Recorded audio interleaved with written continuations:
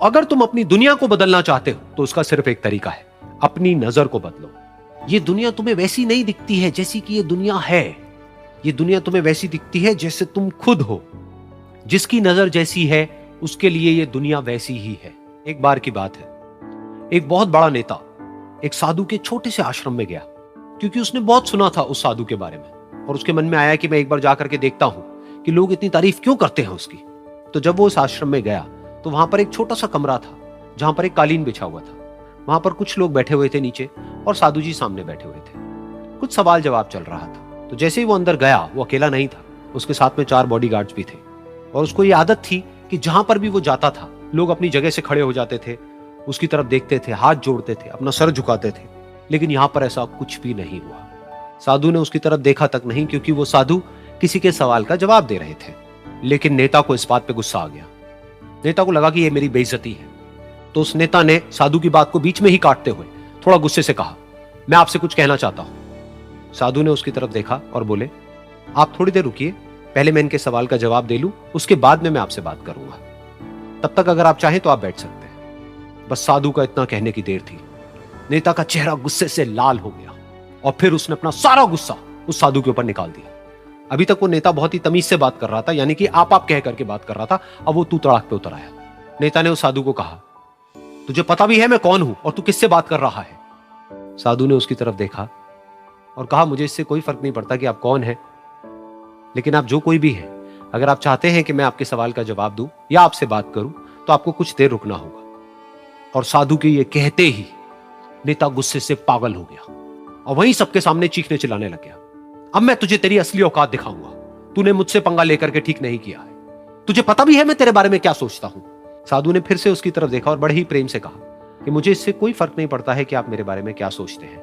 आप जो चाहे वो मेरे बारे में सोच सकते हैं। फिर उस नेता ने बोला कि तू चाहे सुनना चाहता है या नहीं, लेकिन मैं तुझे बताऊंगा यही सबके सामने कि मैं तेरे बारे में क्या सोचता हूं। तू एक बहुत ही घटिया इंसान है। तू कोई साधु नहीं है, तू एक ढोंगी है, पाखंडी है, और यहां पर जितने भी लोग बैठे हैं उन सबको बेवकूफ बना रहा है। तेरा बस एक ही मकसद है कि इन लोगों की जेब में जितना भी पैसा है वो सब तेरे पास में आ जाए। तू अपने फायदे के लिए इन लोगों का इस्तेमाल कर रहा है, और अब मैं तुझे नहीं छोड़ने वाला। तेरा पर्दाफाश करके रहूंगा पूरी दुनिया के सामने। लेकिन उसके इतना बोलने के बाद भी उस साधु के चेहरे पर हल्की सी मुस्कान बनी ही रही। ये देखकर वो और तिल मिला गया और उसने कहा, अब बहुत हुआ, अब मैं यहां 1 मिनट भी नहीं रुकने वाला। लेकिन अभी भी तेरे पास में मौका है।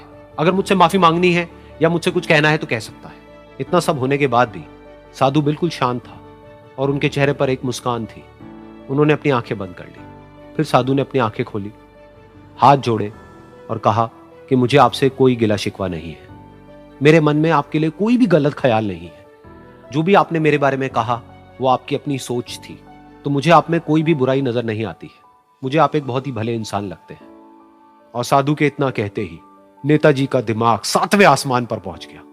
उनके चेहरे पर एक अजीब सी खुशी थी, क्योंकि उस साधु ने वो ही कहा जो बाकी सब लोग उस नेता को कहते हैं। और वो खुशी खुशी उस आश्रम से अपने घर की तरफ चला गया और जा करके अपने पिताजी के साथ में बैठ गया। उसके पिताजी की आंखें बंद थी और वो ध्यान में थे। पूरी जिंदगी उन्होंने सिर्फ लोगों की सेवा करी और बदले में कुछ भी एक्सपेक्ट नहीं किया। तो थोड़ी देर बाद जब उन्होंने अपनी आंखें खोली और देखा अपने बेटे को अपने साथ बैठे हुए, तो उनके बेटे के चेहरे पर आज एक अजीब सी खुशी थी जो आज से पहले उन्होंने कभी नहीं देखी थी। फिर उसने एक एक करके सब कुछ बताया कि आज क्या हुआ, किस तरह से वो आश्रम गया, वहां पर क्या हुआ, उसने क्या कहा, उन्होंने क्या कहा। तो जब इसके पिताजी ने पूरी बात सुनी तो थोड़ा सा मुस्कुराए और अपने बेटे को देख करके बोले कि उन्होंने तुम्हारी तारीफ नहीं करी है, क्योंकि उन्होंने वो नहीं कहा कि जो तुम हो, उन्होंने वो कहा कि जो वो खुद है।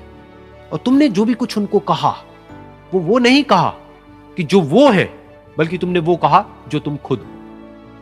यही बात वेदों में भी कही गई है, यथा दृष्टि तथा सृष्टि।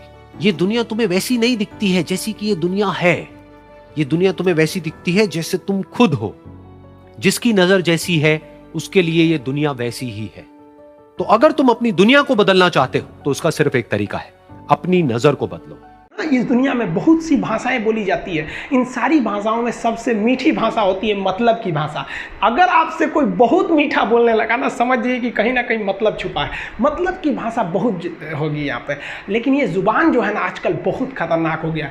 कभी कभी देखते होंगे कुछ लोग आपके गलत बात का भी जवाब नहीं दे पाते हैं। तो जवाब देने भाई साहब सबको आता है, बीच में माँ बाप का संस्कार चला आता है। और संस्कार बहुत चीज़ होती है, संस्कार यदि आपके अंदर है तो सब कुछ हारने के बाद भी आप जीत सकते हैं। और अगर संस्कार की जगह अहंकार आ गया ना तो जीता हुआ भी चीज़ों को हार सकते हैं।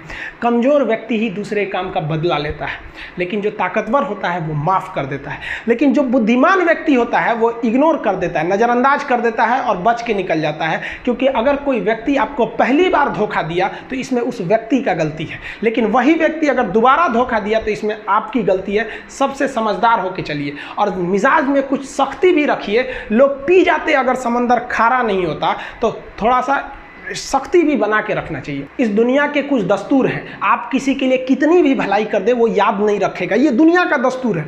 और आपकी गलती को कोई भूलेगा भी नहीं, इसे आप बुरा नहीं मानिए, ये दुनिया का दस्तूर है, इसे आप चेंज नहीं कर सकते। जैसे सूरज पूरब से निकलता है वैसे ही ये चीज़ें होंगी।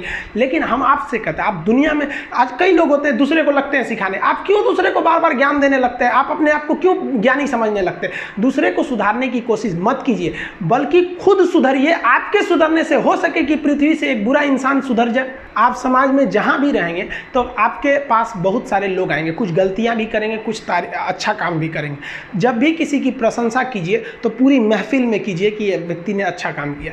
लेकिन अगर किसी की शिकायत या उसकी आलोचना करना है, उसे डांटना है तो उसे अकेले में समझाइए। और डांटने के बाद उसमें इस तरह से कर दीजिए, उसमें प्रशंसा मिला दीजिए। कोई गलती कर दिया, मान लीजिए आपका छोटा भाई नहीं पढ़ाई किया, गलत कम नंबर लाया, तो उसे डांटिए कि, लेकिन अकेले में डांटिए कि इतना कम नंबर क्यों लाया। फिर उसे उसी में एक पॉजिटिवनेस जोड़ दीजिए, तुम्हारे में इतना मेहनत है, हम इसलिए डांट रहे हैं कि तुम कर सकते थे लेकिन क्यों नहीं किए। मतलब आप केवल इसे निगेटिव मत बोलते रहिए। और किसी भी रिश्ते को अगर बिगाड़ना है ना, चाहे कितना भी गहरा रिश्ता क्यों ना हो, उसकी कमियों को डेली कोंचते रहिए। तुम ये किया, तुम ये किया, तुम ये किया।